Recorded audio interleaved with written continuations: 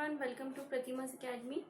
Geography हमने start करी थी। ज्योग्राफी पे हम टोपोग्राफी पढ़ रहे थे। टोपोग्राफी में कल मैंने थोड़ा सा इंट्रोडक्शन दिया था, आज है उसकी क्लास 2। टाइम वेस्ट नहीं करते हैं, फटाफट से स्टार्ट करते हैं। कल हमने रिवर टोपोलॉजी टोपोग्राफी स्टार्ट करी थी। उसमें मैंने आपको 3 कंसेप्ट्स करे थे आपके क्लियर। ठीक है, सबसे पहले मैंने आपको पढ़ाया था कि वेदरिंग क्या होती है, ठीक है, इरोजन क्या होता है और डिपोजिशन क्या होता है। ठीक है, रिवर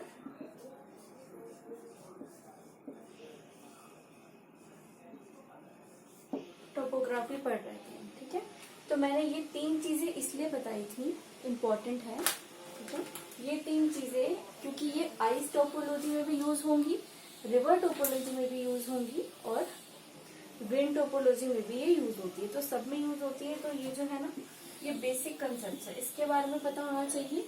ठीक है, इन रीजंस होते हैं बेसिकली। ठीक है, ये रीजंस होते हैं कि क्यों होता है इरोजन वगैरह। ठीक है, तो इसका मतलब आपको पता है, बताया था कल मैंने, फिर भी जो आज ये वाली वीडियो देख रहे हैं ना, उनके लिए बता देती हूँ। वेदरिंग का मतलब होता है टूट जाना। एक पत्थर दूसरे पत्थर के ऊपर गिरता है तो वो वेदरिंग कहलाया जाता है, टूट जाता है। इरोजन मतलब घिसना। ठीक है, पत्थर का घिसना या पानी का घिसना, किसी भी चीज का पानी के द्वारा पत्थर का घिसना। ठीक है, और डिपोजिशन होता है इरोजन के बाद जो थोड़े बहुत डॉट्स रहते हैं ना इरोजन की तरह, इरोजन के बाद वो एक जगह पे जाकर इकट्ठा हो जाता है, उसे कहते हैं डिपोजिशन। ठीक है, तो ये 3 कंसेप्ट क्लियर हो गए। उसके बाद मैंने आपको रिवर कोर्सेज के बारे में बताया था, अपर, मिडिल और लोअर। ठीक है, तो अपर, मिडिल, लोअर के बारे में मैं कल बता चुकी हूँ आपको। आज थोड़ा डिटेल में पढ़ते हैं उसको। देखिए, जर्नल ओवरव्यू मैंने आपको दे दिया था, है ना, कि देखिए ये माउंटेन्स है। जब एक रिवर माउंटेन के ऊपर, माउंटेन से उतरती है, वो होता है अपर कोर्स। ठीक है, जब वो माउंटेन से उतर के गिर के प्लेन्स पे चलती है, वो होता है मिडिल कोर्स। और जब वो उतर के ओशन के अंदर मिल जाती है, उसे कहते हैं लोअर कोर्स। ठीक है, ये कंसेप्ट मैंने आपको कल की वीडियो में बताया था, कल की क्लास में बताया था। ठीक है, तो आज इसकी बात करते हैं, अपर वाले क्वेश्चन की। ठीक है, तो जितनी भी इम्पोर्टेंट टर्म्स होंगी, ठीक है, मैं सब आपको इस वाले में बता दूंगी। देखिए, ज्योग्राफी पढ़ने से पहले ना हम ये बेसिक चीजें, टोपोग्राफी, एस्ट्रोनॉमी, ये जो बेसिक्स हैं, बेसिकली ये क्यों पढ़ते हैं, ताकि ज्योग्राफी पढ़ते टाइम ना बस हमें कॉन्सेप्ट्स हमारे क्लियर हों, सिर्फ माइंड में 1 सेकंड के लिए आना चाहिए, हाँ ये चीज यहाँ है, बाकी जो बेसिक है ना वो क्लियर होने चाहिए। तो उसके लिए ये सब पढ़ना पड़ता है, टोपोग्राफी वगैरह। ठीक है, तो रिवर टोपोग्राफी हम पढ़ रहे हैं, अपर कोर्स की बात कर रहे हैं। अपर कोर्स मतलब जब माउंटेन्स में से रिवर निकलती है। ठीक है, जिसको अभी वो प्लेन्स पर नहीं पहुंची, ठीक है, सिर्फ ऊपर ही है। ठीक है, अब देखिए ये 2 माउंटेन्स हैं। माउंटेन बहुत सारी होती हैं, पर हमने यहाँ पर सिर्फ 2 माउंटेन्स ली है आपको समझाने के लिए। ठीक है, इस माउंटेन्स के बीच में से निकली है रिवर। ठीक है, पीछे से निकलती हुई आ रही है इसमें रिवर। ठीक है, अब ये रिवर ना क्या करेगी, जॉर्ज बना देगी, वी शेप की वैली बना देगी। ठीक है, आपको पता है पानी में इतनी ताकत होती है, इतनी पावर होती है कि वो घिस देती है पत्थरों को। ठीक है, तो जब एक रिवर कंटिन्यूसली यहाँ से निकल रही है तो वो घिसना शुरू कर देती है माउंटेन्स के बीच वाली जगह को। ठीक है, इस जगह को घिसना शुरू कर देती है जो रिवर है। अब वो घिसेगी तो क्या होगा, ये और डीप होता जाएगा। ठीक है, ये पानी और नीचे चला जाएगा और ये यहाँ की बजाय ऐसे और डीप, अब पहले यहाँ से निकलती थी, अब यहाँ से निकलेगी और काटती है। ठीक है, तो पहाड़ को कंटिन्यूसली काटने का काम करती है रिवर। ठीक है, रिवर क्या करती है, सपोज ये माउंटेन है। ठीक है, ये माउंटेन है, इसमें से रिवर आई तो ये जो यू शेप है ना, इसको वी शेप बना देती है। ठीक है, तो इसे कहा जाता है वी शेप वैली। ठीक है, इसको कहा जाता है वी शेप वैली। तो यहाँ से रिवर निकली, अब ये हो गई वी शेप वैली। ठीक है, धीरे धीरे 100, 200, 300 साल लेती है और ये इसको काट देती है यहाँ से। तो यहाँ पर मैं लिख देती हूँ वी शेप्ड वैली। ठीक है, वी शेप वैली। अब ये जो वी शेप वैली है ये 2 रीजन्स की वजह से होती है। या तो होती है वेदरिंग की वजह से या फिर होती है इरोजन की वजह से। ठीक है, इरोजन का मतलब या वेदरिंग या फिर इरोजन। इरोजन का मतलब मैंने बताया था किसी भी चीज का घिसना, तो ये 2 पहाड़ों को घिसती है तब जाके ये रिवर निकलती है। और कुछ लेवल पे वेदरिंग भी होती है, पत्थर कट, ये जो पानी है पत्थरों को काटता भी है और काट के अपना रास्ता बनाता है आगे के लिए। ठीक है, वी शेप वैली समझ में आ गई, इतना समझ में आ गया। उसके बाद नेक्स्ट स्टेप पे आगे बढ़ते हैं। जब ये वी शेप वैली और गहरी हो जाती है ना, जब ये और डीप हो जाती है तब इसे कहा जाता है गॉर्ज। ठीक है, तो ये एक गॉर्ज का निर्माण करती है। गॉर्ज मतलब जब ये वैली जब इस तरह से डीप हो जाए पानी के काटने से, तो इसे कहा जाता है, तो ये एक गॉर्ज बना देती है। ठीक है, ये क्या बन गया अब, गॉर्ज। ठीक है, उसके बाद गॉर्ज के बाद नेक्स्ट स्टेप आता है। गॉर्ज के बाद जब ये और डीप हो जाती है, यानी कि अब ये कोनिकल शेप में ना होके ऐसे हो जाती है। अब यहाँ से रिवर निकलती है, ये चौड़ी हो गई तो यहाँ से रिवर निकलती है। अब इसे कहा जाता है यहाँ पर कैनियन। ठीक है, तो यहाँ पर इसे हम कहेंगे कैनियन। ठीक है, पहले वी शेप वैली थी, गॉर्ज था, फिर कैनियन था। ठीक है, एक बार दोबारा से समझ लेते हैं इसे। ये 2 माउंटेन्स हैं। ठीक है, ये है वी शेप वैली। ठीक है, ये बन गया गॉर्ज। ठीक है, और ये बन गया कैनियन। ठीक है, तो ये वी शेप वैली हो गई, ये गॉर्ज हो गया और ये कैनियन हो गया। बेसिकली जो कैनियन होता है ना वो आई शेप में आ जाता है। ठीक है, तो जब ये चौड़ा होता जाएगा तो ये देखिए आई शेप का बन गया ना, तो जो कैनियन होता है वो आई शेप में आ जाता है। पहले वी शेप था, फिर इसने और डीप हो गया तो गॉर्ज बनाया, और डीप और वाइड हो गया तो इसने आई शेप का कैनियन बनाया। गॉर्ज के बारे में आपने पहले सुना भी होगा, जैसे कि Sutlej gorge, Brahmaputra gorge, river gorge. ठीक है, या फिर इंडस रिवर गॉर्ज। ठीक है, इन सब के बारे में हम डिटेल में पढ़ेंगे जब रिवर्स की स्टडी करेंगे। अभी हम क्या पढ़ रहे हैं, सिर्फ टोपोग्राफी पढ़ रहे हैं। जैसे कि मैंने आपको गॉर्ज के एग्जाम्पल दिए, कैनियन का भी एग्जाम्पल यहाँ पर आपको एग्जाम्पल देके अच्छे से समझ में आएगा। कैनियन का क्या एग्जाम्पल है, कैनियन कहाँ पे पाया जाता है और कहाँ मिलता है। ठीक है, तो कैनियन आपको कैलिफोर्निया में मिलता है। ठीक है, कभी नाम सुना है ग्रैंड कैनियन का।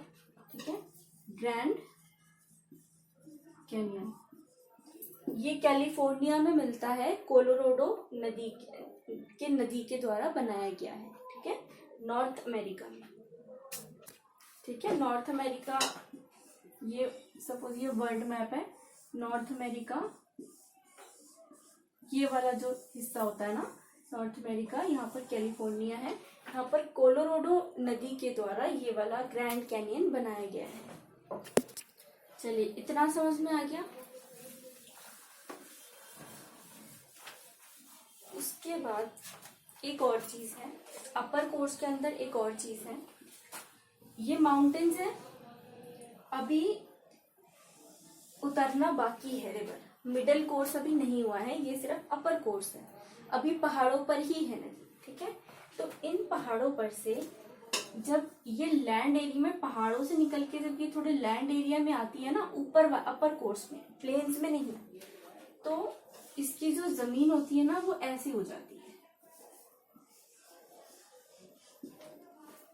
ठीक है, तो ये जो गड्ढे बन जाते हैं ना, इनको हम कहते हैं रैपिडो। क्या कहते हैं?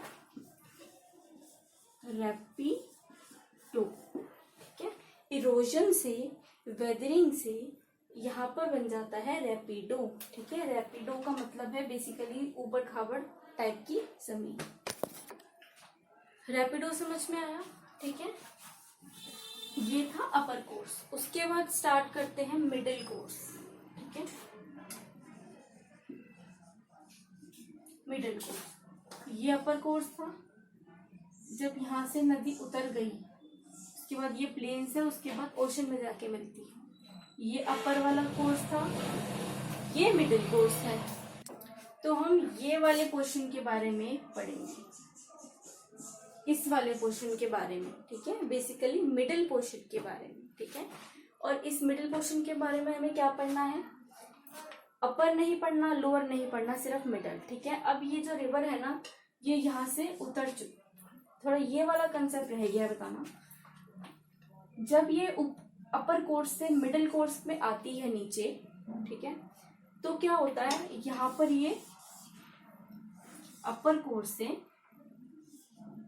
जब ये नीचे गिरती है और प्लेन्स में जाती है, ठीक है, तो यहाँ पर इतनी फोर्स से गिरता है पानी, कोई भी रिवर इतनी फोर्स से गिरती है कि यहाँ पर वो ऐसे प्लेन की बजाय ऐसे गड्ढा बना देती है।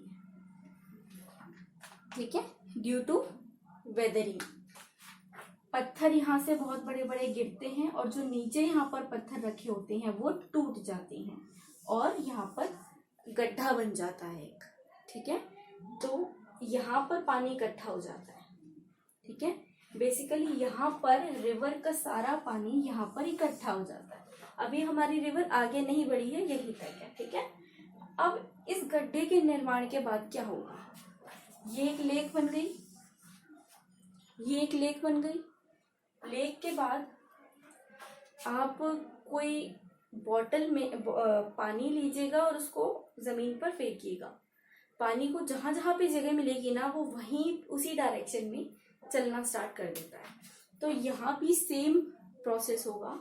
पानी इकट्ठा हो गया, अब जहां पर भी इसे जगह मिलेगी ना, ये वहीं से चलना शुरू कर देगा।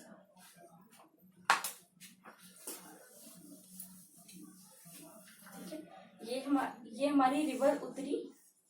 ठीक है, अब इस पानी को यहाँ पे इकट्ठा हो गया। अब जहां भी इसको रास्ता दिखाई देगा, ये रिवर उसी डायरेक्शन में चलनी स्टार्ट हो जाएगी। ठीक है, तो यहाँ से स्टार्ट होती है हमारी प्लेन्स के ऊपर मिडल कोर्स में रिवर चलना स्टार्ट होती है। यहाँ से समझ में आ रहा है आपको?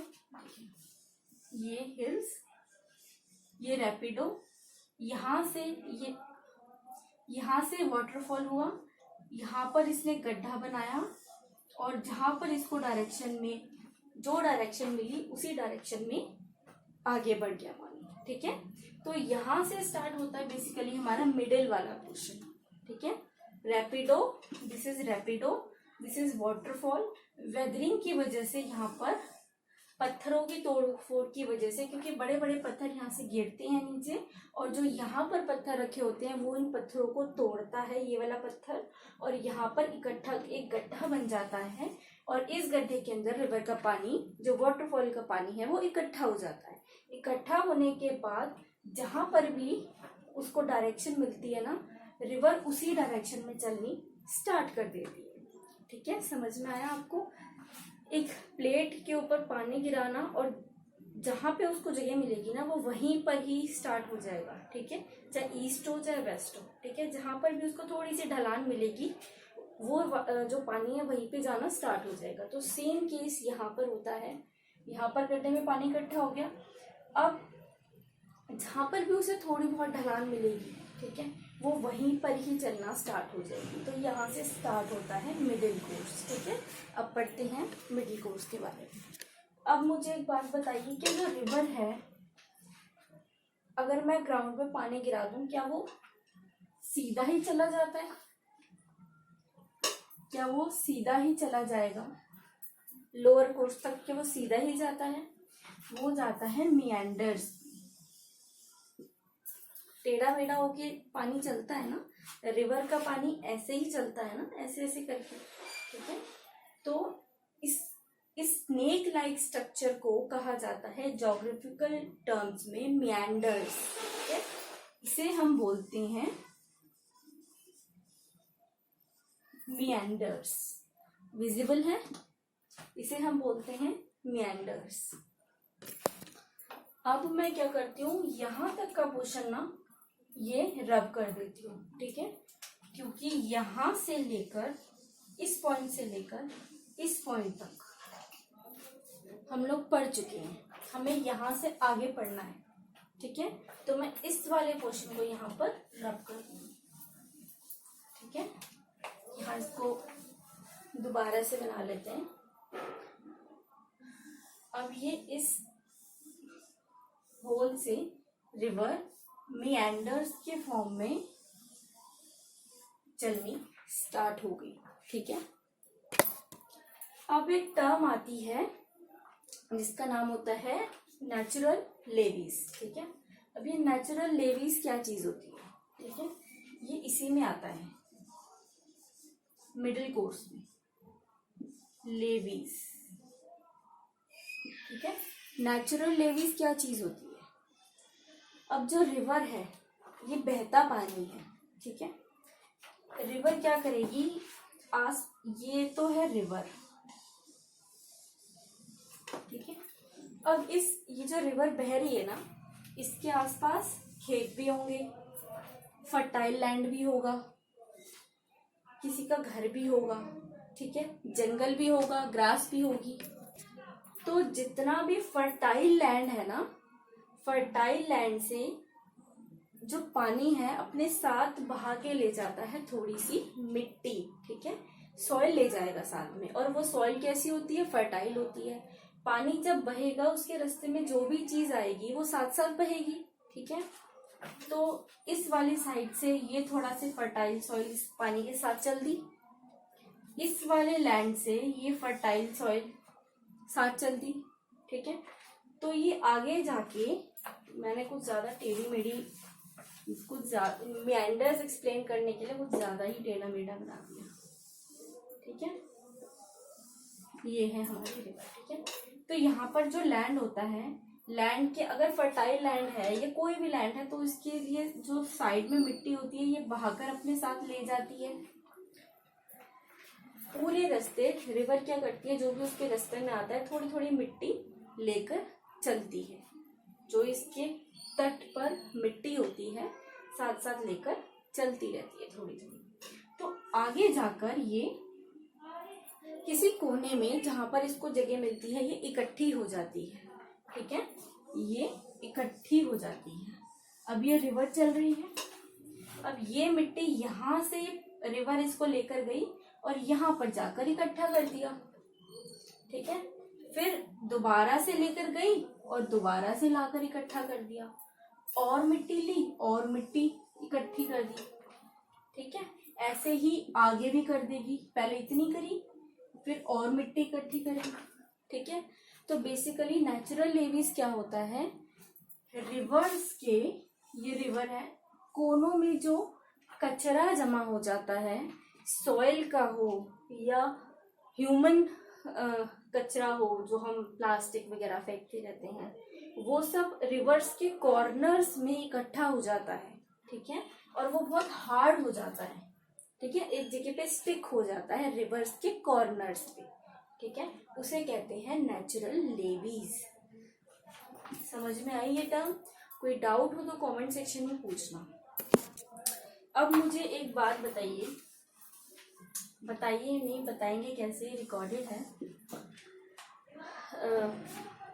इसमें मैंने आपको स्टार्टिंग में 3 टर्म समझाई थी, weathering, erosion, deposition.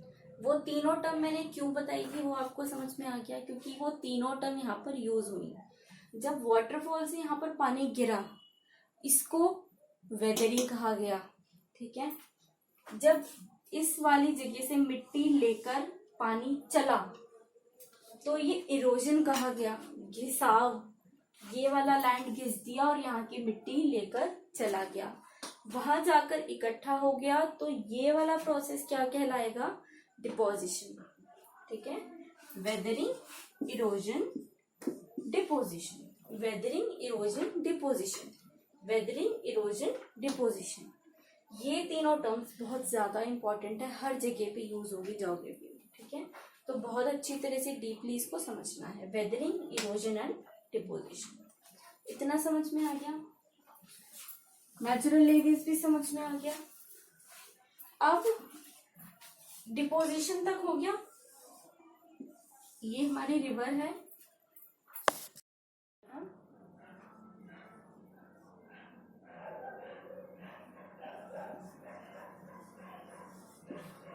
Estuary, delta और एस्चुरी। ठीक है,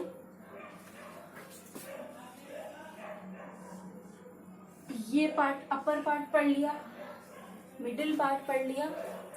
अब हम लोअर पार्ट पढ़ेंगे। लोअर पार्ट में क्या होगा? जो रिवर है, रिवर का जो वाटर है वो कहाँ पर जाएगा?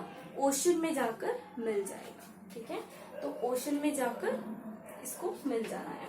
अब ओशन में जाते टाइम दो टर्म्स मेन आती है, डेल्टा और एस्चुरीज। डेल्टास क्या होते हैं और एस्चुरीज क्या होती हैं, इसके बारे में डिटेल से समझते हैं। ठीक है, पढ़ने के लिए कंटेंट तो आपको बहुत सारा मिल जाएगा। बेसिकली यहाँ पर आपको समझना है, बेसिकली सिंपल लैंग्वेज में, कि ये चीजें होती क्या है। डेल्टा का डेल्टा नाम इसलिए दिया गया है क्योंकि ये डेल्टा शेप में होता है। ठीक है, इंजीनियरिंग में बहुत ज्यादा यूज होता है इस डेल्टा का। ठीक है, एस्चुरी जो होती है वो बेसिकली इस टाइप की होती है। कुछ मतलब हम शेप कोई डिस्क्राइब नहीं कर सकते, पर जनरली वो इस टाइप की होती है। डेल्टा इस शेप का।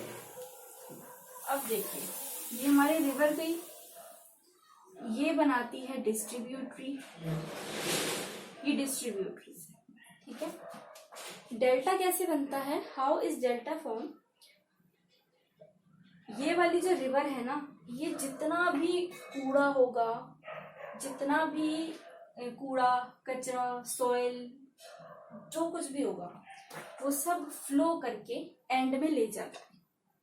ठीक है, एंड में ले जाता है और ले जाने के बाद यहाँ पर स्टोर हो जाता है, यहाँ पर स्टोर होने लगता है। समझ में आया? This process is deposition. ठीक है, ये डिपोजिशन का प्रोसेस है। इरोजन हो चुका है, डिपोजिशन यहाँ पे है कि डिपॉजिट हो गया। सब कुछ यहाँ पर आके डिपॉजिट हो गया, पानी पानी आगे चला गया और यहाँ पर जो कूड़ा है वो यहाँ पर अटक गया।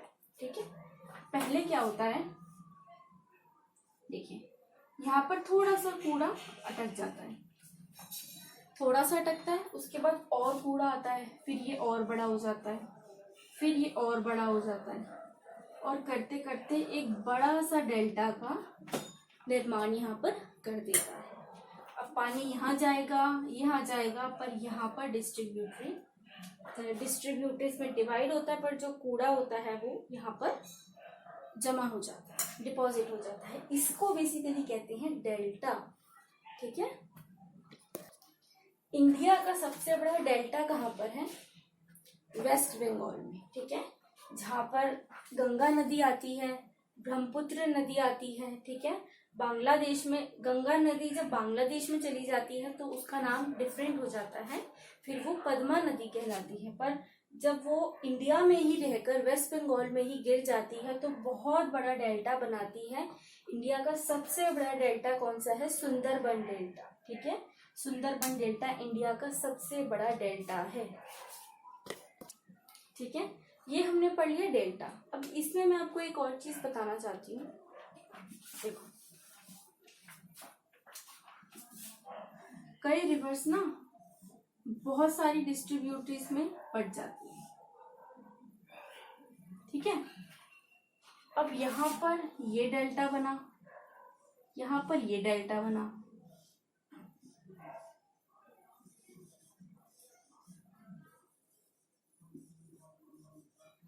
ठीक है, ठीक से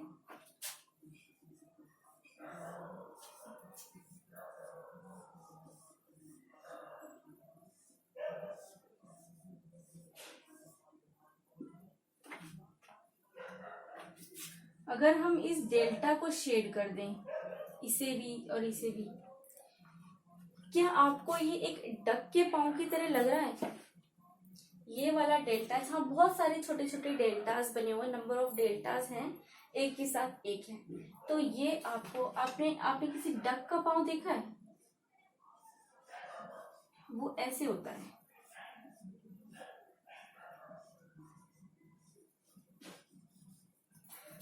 डक का पाँव ऐसे होता है ना, ठीक है।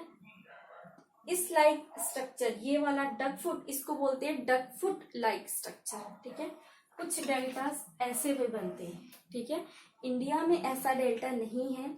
ऐसा डेल्टा कहाँ पर बनता है? मिसिसिपी रिवर में बनता है। मिसिसिपी रिवर कहाँ है? अमेरिका में है। अमेरिका के मिसिसिपी रिवर में बनता है डक फुट लाइक स्ट्रक्चर जैसा डेल्टा, ठीक है। ना समझ में आ गया? उसके बाद बात करते हैं एस्चुरी की। एस्चुरी क्या होती है? देखिए सेम प्रोसेस है, इसमें भी कूड़े का डिपोजिशन होता है, ठीक है। ये रिवर है, पर ये डेल्टा में क्या होता है, ये कूड़ा यहाँ पर जमा हो जाता है, ठीक है। ये कूड़ा यहाँ पर जमा हो गया। जब एस्चुरी बनती है ना, तो ये जमा होने की बजाय ये है ओशन। हम लोअर पार्ट पढ़ रहे हैं ना, लोअर पार्ट पढ़ रहे हैं। अब ये जाके ओशन में मिल रही है। जब मिल रही है तो दो चीज का निर्माण करती है, या तो डेल्टा करेगी या एस्चुरी करेगी। डेल्टा मैंने आपको एक्सप्लेन कर दिया है। एस्चुरी क्या होती है? डेल्टा होता था कि यहाँ पर डिपोजिशन हो जाता था। एस्चुरी क्या करेगी? ये जो डिपोजिशन होता है ना, इस डिपोजिशन को धकेल देगी ओशन में। वो यहाँ पर रखती नहीं है, सीधा धकेल देती है, ठीक है। तो ये जो एस्चुरी है ना, ये ओशन है,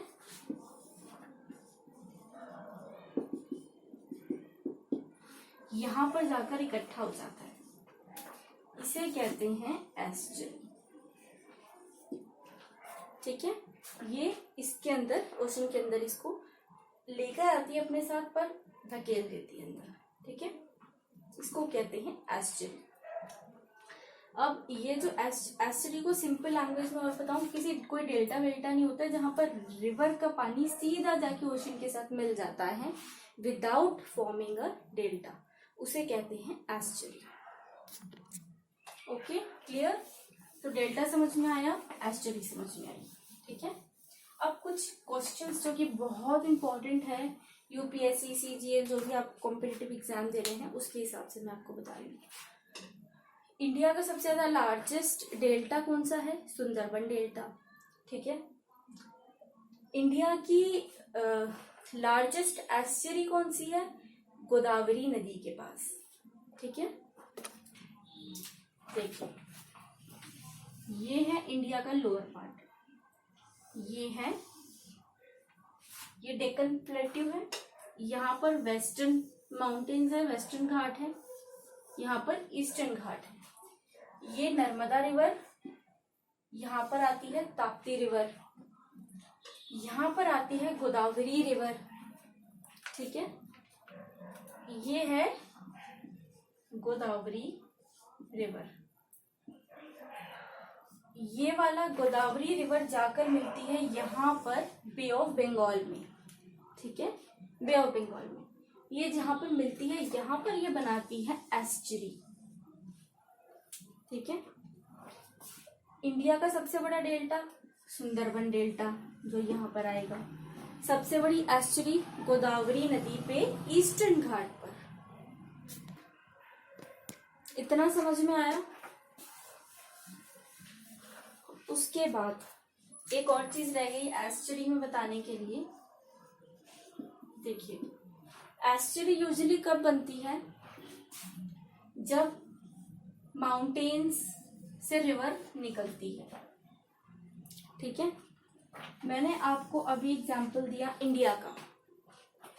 इंडिया की सबसे बड़ी एस्चुरी गोदावरी नदी पे, क्योंकि यहाँ पर माउंटेन्स है ना, यहाँ पर माउंटेन्स है, प्लेट्यू है, ऊंचाई है, ऊंचाई से नीचे आती है फिर ओशन में गिरती है ना।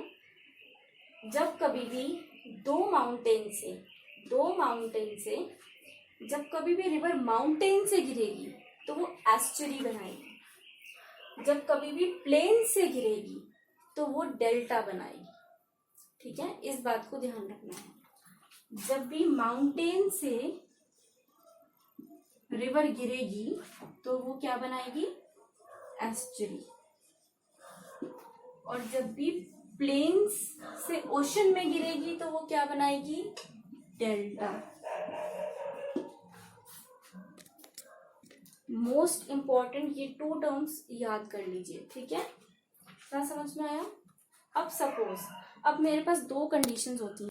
अच्छा, 2 कंडीशंस तो आपने पढ़ ली। ठीक है, एक पढ़ ली माउंटेन्स, यहाँ दोनों जगह माउंटेन्स है तो ये क्या बनाएगी, एस्चुरी बनाएगी। अगर यहाँ दोनों तरफ सिर्फ लैंड ही लैंड है तो ये डेल्टा बनाएगी। अब मैं तीसरी कंडीशन की बात करती हूँ। तीसरी कंडीशन में क्या होगा, एक तरफ तो है माउंटेन, एक तरफ है प्लेन, और यहाँ से रिवर निकल रही है और इसे ओशन में जाकर मिलना है। ठीक है, तो क्या करेगी, तो इस साइड मैंने आपको क्या बताया था, प्लेन्स में डेल्टा बनाती है, तो यहाँ पर ये प्लेन है तो यहाँ पर ये डेल्टा बना देगी। और माउंटेन है यहाँ पर, तो यहाँ से जितना भी कूड़ा ये इकट्ठा करके लाएगी ये वाली रिवर, तो इसे कहाँ पर धकेल देगी, ओशन के अंदर। तो ये सब चला जाएगा ओशन में, और ओशन में यहाँ पर ये बना देगी एस्चुरी। ठीक है, तो जब कभी भी ये थर्ड वाली कंडीशन हो ना, जहाँ पर प्लेन भी हो माउंटेन भी हो, एक तरफ प्लेन एक तरफ माउंटेन, तो जिस तरफ प्लेन होता है वहां पर डेल्टा बनता है, और जहाँ माउंटेन होती है वहां पर एस्चुरीज बनती है। ठीक है, मैं आपको इतना इजी बनाना चाहती हूँ इस सब्जेक्ट को। देखिए, मैंने आपको अभी ये वाला कंसेप्ट समझा दिया, थर्ड कंडीशन। अब ये थर्ड कंडीशन अप्लाई कहाँ पर होगी मैं वो बताती हूँ। ठीक है, पढ़ लिया हमने इसको, ये कंडीशन, पर ये कंडीशन इंडिया में कहाँ है मैं ये भी आपको बताती हूँ। देखिए, ये है वेस्टर्न घाट, ये वेस्टर्न घाट, ये ईस्टर्न घाट। ठीक है, ये वेस्टर्न घाट है ये, और ये ईस्टर्न घाट है। यहाँ पर कंटिन्यूस माउंटेन है, सॉरी प्लेट्यू है, यहाँ से गिरती है, ऊंचाई से गिरती है। ठीक है, ये इसको घाट बोला जाता है। तो यहाँ पर जितनी भी गिरेंगी ना रिवर्स, नर्मदा रिवर्स हो, ताप्ती रिवर्स हो, ये सब एस्चुरीज बनाती हैं। क्या बनाती हैं, एस्चुरीज बनाती हैं। पर एक रिवर ऐसी है जो एस्चुरी बनाती है, ये देखिए, माउंटेन यहाँ पे भी पर यहाँ पर ना बीच में कट है, यहाँ पर कंटिन्यूस माउंटेन नहीं है। तो गोदावरी रिवर्स यहाँ से आती है, और यहाँ पर थोड़ा टेक्निकल इशू हो गया था तो मुझे कैमरा ऑफ करना पड़ा। देखिए, यहाँ पर मैं आपको ऐसे ही समझा देती हूँ। जो ईस्टर्न घाट होता है ना, वहाँ पर 2 माउंटेन्स के बीच में प्लेन्स हैं, 2 माउंटेन्स के बीच में प्लेन है, मतलब कि जहाँ से गोदावरी नदी आती है वहाँ एक तरफ माउंटेन्स मिलेंगी और दूसरी तरफ प्लेन मिलेगा। ठीक है, तो जिस तरफ प्लेन होगा उस तरफ डेल्टा बनाएगा, और जिस तरफ माउंटेन होगी वहाँ पर एस्चुरी बनेगी। और इंडिया की सबसे बड़ी एस्चुरी कहाँ पर है, वो गोदावरी नदी से ही बन रही है। अब मैं कुछ क्वेश्चंस बताने वाली हूँ जो कि बहुत बहुत बहुत ज़्यादा इम्पॉर्टेंट हैं किसी भी कॉम्पिटिटिव एग्ज़ाम के लिए। इफ़ पॉसिबल आप मेरी एक एक लाइन को लिख लीजिए जो मैं बताने वाली हूँ। ठीक है, 2-4 क्वेश्चंस बताऊँगी। मैंने आपको बताया इंडिया की सबसे बड़ी एस्चुरी कौन सी है, गोदावरी नदी के पास ईस्टर्न घाट में। ठीक है, और इंडिया के सबसे बड़ा डेल्टा कौन सा है, सुंदरबन डेल्टा। मैंने आपको 3 कोर्स बताए थे, अपर मिडल और लोअर। ठीक है, अब MCQ कैसे आता है, मिएंडर्स कौन से कोर्स में बनते हैं। ठीक है, तो कौन से कोर्स में बनेंगे, मिडिल कोर्स में मिएंडर्स बनेंगे, जहाँ पर नदी प्लेन में बहती है, रिवर प्लेन में बहती है। नेक्स्ट क्वेश्चन, वेदरिंग सबसे ज़्यादा कौन से कोर्स में होती है, अपर कोर्स, मिडिल कोर्स या लोअर कोर्स। तो वेदरिंग सबसे ज़्यादा होती है अपर कोर्स में, जब अपर कोर्स से मिडिल कोर्स में जब एंट्री करते हैं। देखिए, जब आप पूरा एक टॉपिक पढ़ लेते हैं ना, उसमें से कुछ भी नहीं छोड़ते, तो कुछ भी कोई भी क्वेश्चन रह जाने के, छूट जाने के चांस बहुत ही कम हो जाते हैं, ठीक है। तो मैंने जितना भी आपको इसमें बताया, इसमें एक भी क्वेश्चन नहीं छूटेगा, जितना भी मैंने आपको इस टॉपिक में से, रिवर टोपोलॉजी में से बताया है, सॉरी टोपोग्राफी में से। अब एक क्वेश्चन और निकल सकता है, डेल्टा फर्टाइल होता है या अनफर्टाइल। डेल्टा हमेशा फर्टाइल रहेगा, क्योंकि सारी फर्टाइल सॉइल को इरोड करके लेकर आता है डिपोजिशन के लिए, जिससे डेल्टा बनता है, ठीक है। जितने भी पॉसिबल क्वेश्चन है ना, वो मैं अलग से एक वीडियो में दे दूँगी, ठीक है। आज की क्लास में इतना ही, मिलती हूँ नेक्स्ट वीडियो में। अब क्लास 3 में मिलेंगे, ठीक है। और प्लीज़ सब्सक्राइब ज़रूर कीजिएगा चैनल को, वीडियो को लाइक ज़रूर कीजिएगा और शेयर भी ज़रूर